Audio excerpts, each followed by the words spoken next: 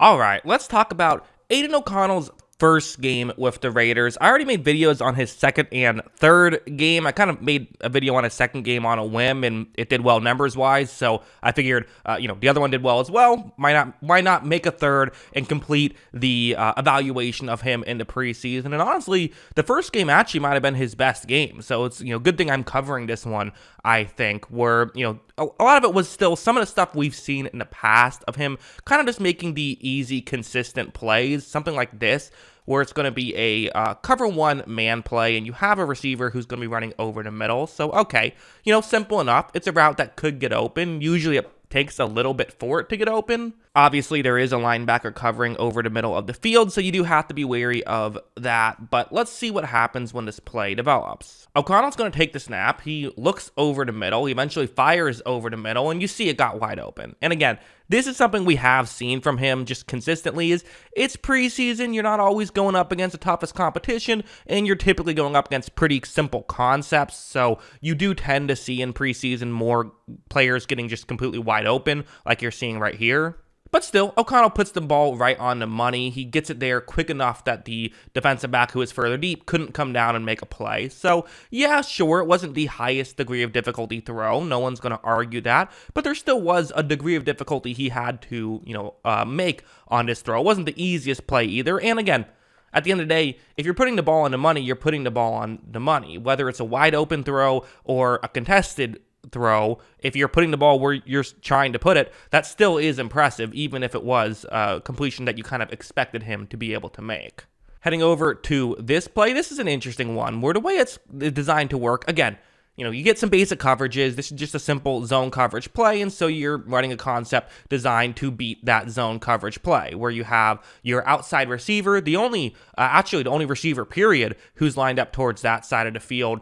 He's going to be running a deeper route, which in theory is going to get the corner to go further away. Then you have a tight end who's on the complete opposite side of the field. He's going to go to where that corner eventually, should be, a quote unquote, but isn't now because he's been taken away with a different route. So does that mean that San Francisco has no way to cover this? Of course not. All you have to do is have a linebacker stay deep with the route that, I've circled in white. A linebacker stays deep and covers that, but still, now you have a linebacker covering deep down the field. It's still an advantage for Las Vegas. Watch how O'Connell's going to take the snap right here. He runs a play action. He's going to fire down the field, and, it's working. They get an opening right here for sure. So again, another play where guys are getting open for the Raiders. But also, once again, it's a perfect throw from O'Connell to allow them to pick up that kind of yardage. Again, this is the way this play was designed to work. This wasn't a hard read from O'Connell. He didn't do anything particularly fancy. He didn't use his eyes to allow it to get open. He just looked straight towards the receiver he wanted to throw to once he finished the play action. But you know what? As I've kind of been saying with all these videos, what Josh McDaniels wants out of a quarterback is a guy who's just going to consistently hit the throws that are there. He doesn't need you to make Patrick Mahomes left-handed throws, right? He doesn't need you to make these incredible plays. Just do the simple stuff. However, that being said, it's not like he couldn't make some impressive plays either. Something like this, first off, Charles Woodson's on the screen, so say hello to Charles Woodson if you want. You know how the preseason broadcast footage tends to be. They like to have these interviews. For some reason, we couldn't just hear it. We have to also see Charles Woodson, but maybe they just want an excuse to show Charles Woodson, which, okay, fair enough. But this play is a key play. It's a cover one play. You have a receiver running a go route on the outside. You see this happen all the time in the regular season, but especially in the preseason, you see this consistently because it's, a lot of people would consider this to be the most important play in football, because if you can hit on these types of outside routes as an offense, it basically forces your opponent to play two safety deep coverages all game, which completely opens up your own playbook. However, if you can't hit on those types of plays, then teams only have to play a single safety deep, and it makes it really hard to run the football. It makes it really hard to get these over-the-middle routes going. So being able to hit on these is important, and that's why you see a lot of defenses play single safety deep coverages in the preseason, and offenses attack when they do that, just to kind of try and see what they can, what the outside corners and outside receivers and quarterbacks can do. So, okay, what can the Raiders do in this situation? Well, O'Connell's going to take the snap. He is going to look in that direction, and he's going to fire in that direction. And you see there's a window. There's absolutely a window for him to be able to make this throw. It's good offense so far. But again, there's sort of three outcomes that can happen here. The first of which is you just miss the throw altogether, can't make the catch. The other one is also just as obvious, which is you make the throw right on the money, the receiver can make a grab and potentially even run after the catch, just depending on how the situation works. The third option is that you make the throw and it's a catch, or at least a catchable ball, but also not right on the money, right? Those are kind of the three potential outcomes here. So ideally, you want to see him make a perfect throw. And as for this ball, I don't really have any notes for it. I mean, the receiver did dive for it at the end there. Maybe you would have liked to see him not have to, but I actually don't know if he had to dive for it. He kind of just did that to make sure he could secure the grab more so than, I think he maybe could have caught it and kept running potentially. There was that option. I'm not even saying he made the wrong call. Make sure you make the grab first and foremost. But, I don't really have any issue with that ball whatsoever. I think that's really well done. And if you can hit those outside shots consistently, that's how you can make it not just as a backup in the NFL, that's how you can make it as a starter in the NFL.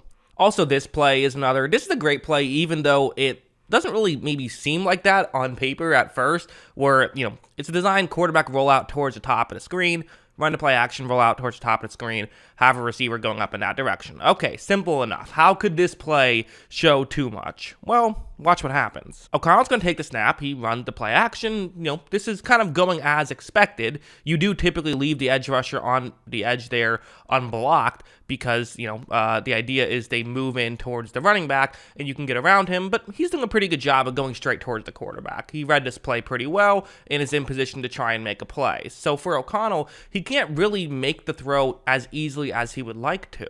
However, he throws it off balance and still puts a pretty accurate ball. It was a little high, for sure, but given the difficulty of having to throw off balance like that and having to throw over a defender, I don't really have that massive of an issue with a slightly high throw. In fact, I think that's a pretty positive play in my opinion. So, as a whole, I feel about this game the way I felt about most games of Aidan O'Connell. He played well. I mean, this was a good performance from him, an actively good performance. And again, he's shown a lot of nice things. You can't sit here and say that because he had a good preseason, he's going to be a good quarterback. That's obviously not how that works. There's so much difference between playing a good preseason game, playing a good, having 3 good preseason games versus having a good, regular season. Even just one game would be a lot different. But still, we got to see him with significant playing time. He had 122 snaps in this one. 66 of those were passing snaps. So we got to see a decent sample size. And one thing I always say is that, well, yeah, you can knock preseason all you want. It's still a lot higher degree of difficulty than college, and college is what we usually base, how good a prospect these players are. So it's certainly optimistic, and it's, the first test he had was a resounding pass so far, and definitely makes you feel pretty good about the fact that if Garoppolo does get hurt, which is possible, right? I mean, he is someone who does have injury concerns just going into every season. Having someone like Aidan O'Connell who could potentially step in and maybe at least, hold the fort down or maybe even do more, it's at least exciting if you're a Raiders fan. Obviously, he's not going to start right away. You paid Garoppolo all that money. He's going to be the starter. But you know what? You could definitely consider putting in Aidan O'Connell, especially if things go south. Maybe you throw him out there just to see what he has towards the end of the season. I don't know. But yeah, those are my thoughts. What are yours? Let me know in the comments below. Always love hearing from you. And of course, as always, thanks for watching.